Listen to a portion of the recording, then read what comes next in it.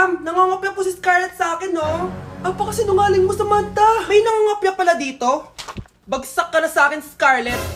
Apakasama talaga ng ugali mo, Samantha. Nay! O anak, anyari sa'yo? Binagsak ako ng teacher ko. Naniwala kasi siya kay Samantha na nangopya daw ako. Totoo ba yun, Scarlett? Hindi, Nay. Siya talaga yung nangopya sa akin. Walang iya yan ah! Humanda siya sa akin! Tara, anak!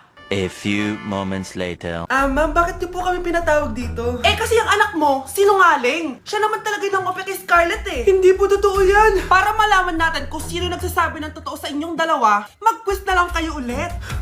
Patay ako nito. Humanda ka ng mapahiya, Samantha. Okay, time's up. Pass your papers. Scarlett, naka-perfect ka.